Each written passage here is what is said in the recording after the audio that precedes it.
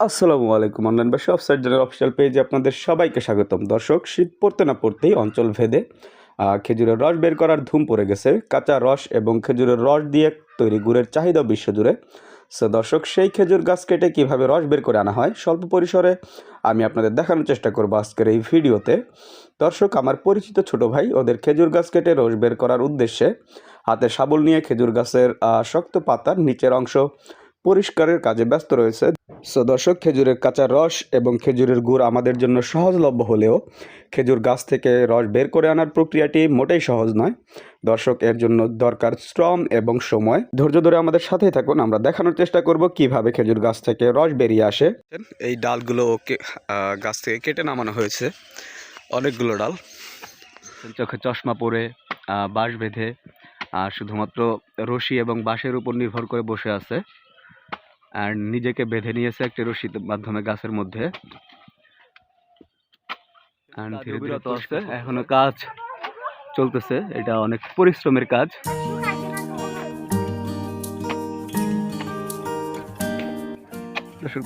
দেখুন আশেপাশের পরিবেশ, গ্রামীণ পরিবেশ। ওই যেখানে ধান শুকাচ্ছে, অ্যান্ড এই জমিগুলোতে আলু, পেঁয়াজ, ভুট্টা সহ নানান ধরনের ফসল চাষ করা হয়েছে। এখানে এই রাস্তায় আরো অনেকগুলা খেজুর গাছ আছে, দর্শক দেখতে পাচ্ছেন। এই যে একটা খেজুর গাছ, ওই সামনে একটা, আর একটা হচ্ছে আমি যেখানে দাঁড়িয়ে আছি। এই যে এখানে বিগত কয়েক বছর আগে এখানে রস বের করা হয়েছিল, দেখে বোঝা যাচ্ছে। এই যে দর্শক, অ্যান্ড ওই গাছটা তো একবার রস বের করা হয়েছিল ছোট থাকতে। এই যে দর্শক, অ্যান্ড গাছটা এখন অনেক বড় হয়ে গেছে, এর মধ্যে আর রস বের করা হয়নি। দর্শক, বিগত কয়েকদিন ছোট ভাই এই গাছটাকে পরিষ্কার করার পর ওর দাদা, মানে আমাদেরও দাদা হয়, উনাকে নিয়ে আসছে। উনি খেজুর গাছ কাটার ব্যাপারে অনেক অভিজ্ঞ। উনি অনেক আগে থেকে এই গাছগুলোতে কেটে কেটে রস বের করতেন। সো দাদাকে নিয়ে আসছে, শেষ মুহূর্তের কিছু কাজ দাদা এখন করে দেবেন। দর্শক, এই যে বারবার ধার করে নিতে হচ্ছে। এটা কাজের জন্য একদম উপযুক্ত দানা, তাই বারবার ধার করে নিতে হচ্ছে। আর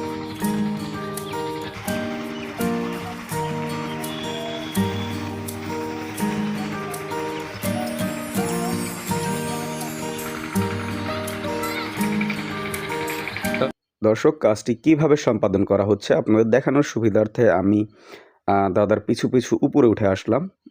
দেখতে পাচ্ছেন দা দিয়ে গাছের নরম নরম বললেও ভুল হবে, এই অংশটুকু আর কি শক্তই আছে, সেটা আস্তে আস্তে কেটে নামানো হচ্ছে। অ্যান্ড ইংরেজি ভি অক্ষরের মতো একটা শেপ দেওয়া হচ্ছে, উপরে ছড়ানো আর নিচে সংকুচিত, যাতে উপর থেকে রসটা পড়ে নিচে সংকুচিত হয়ে একটা নল বা পাইপের মাধ্যমে পাত্রে জমা হতে পারে। আশা করি এটা আপনারা বুঝতে পেরেছেন। দর্শক, দাদা গাছ থেকে নেমে গেলে আমি আপনাদের গাছের উপর উঠিয়ে কাজটা কিভাবে করা হয়েছে এবং স্ট্রাকচারটা পুরোপুরি দেখানোর চেষ্টা করব। সে পর্যন্ত ধৈর্য ধরে আমাদের সাথেই থাকুন।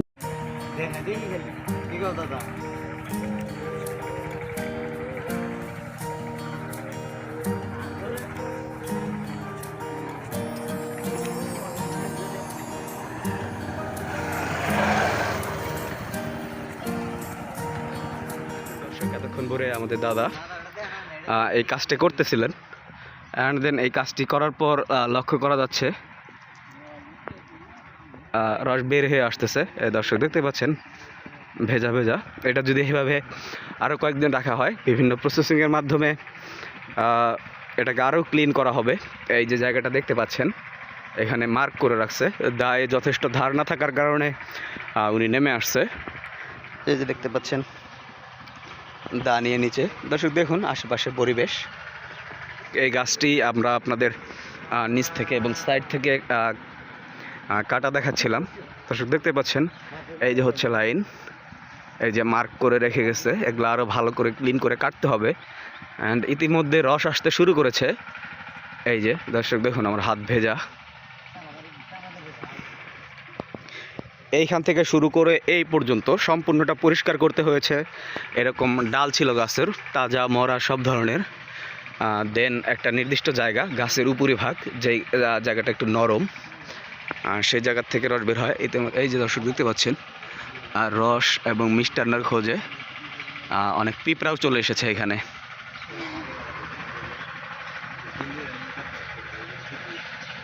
এখন দর্শক পিঁপড়াটি মন ভরে রস খাচ্ছে, আর এটা এখন মানুষের খাওয়ার জন্য যথেষ্ট না হলেও পিঁপড়ার জন্য যথেষ্ট। আশা করি দর্শক বুঝতে পেরেছেন